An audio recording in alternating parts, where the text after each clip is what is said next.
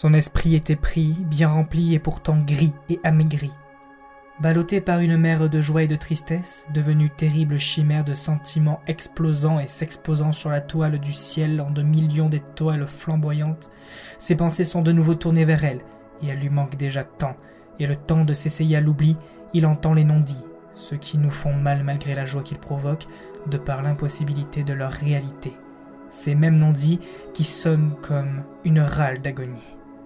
Certains lui conseillent d'oublier, mais il ne peut l'accepter car oublier ce qu'ils sont l'un à l'autre sonne comme une horrible mélodie qui le ferait sombrer dans la folie. Alors honteusement, au fond de son lit, il imagine cette histoire qui leur semble interdite. Il ferme les yeux et il la voit si près de lui qu'il peut sentir le souffle chaud sortant de sa bouche. Ses yeux plongés au fond des siens révèlent toute la passion qui a créé le bastion de ses pensées. Dans cette projection, cet instant ne sera jamais victime de l'érosion du temps. Leurs lèvres se touchent alors enfin. Malheureusement, le bien-être que l'image provoque ne reste qu'un instant et celui d'après la solitude de son foyer le rattrape. Bien futiles sont ses problèmes, mais ça il s'en fiche parce que, à cet instant, ce qui compte pour lui, c'est d'aimer et d'être aimé. Il reste alors sans bouger. La noirceur de la nuit l'engloutit et il ne pense qu'à son sourire.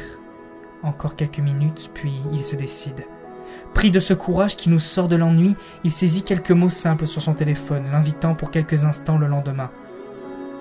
Face à face, les deux ont le cœur battant, mais aucun ne le sait de l'autre. Lui a ressassé toute la nuit les mots qu'il dirait, elle s'est demandé sur cette même durée les mots qu'il allait enfin lui avouer. Ça y est, le grand moment est arrivé, depuis le temps qu'elle en rêvait, jamais elle ne s'était douté qu'il y pensait aussi. Mais à cet instant, elle ne doute plus, elle voit dans ses yeux une lueur qui ne tromperait personne. Elle attend donc, lui souriant pour lui montrer son engouement. Il fait de même. Vient finalement la fin de l'instant. Il n'a pas osé, et elle non plus, parce que quand ils se regardent, ils se demandent l'un comme l'autre comment ils pourraient être aimés par cet être rêvé. Alors chacun repart simplement de son côté, déçu et attristé. Elle s'arrête, regarde en arrière. Elle se promet que s'il se tourne à son tour, elle n'attendrait pas plus de jours. Son vœu de bonheur enfin est exaucé.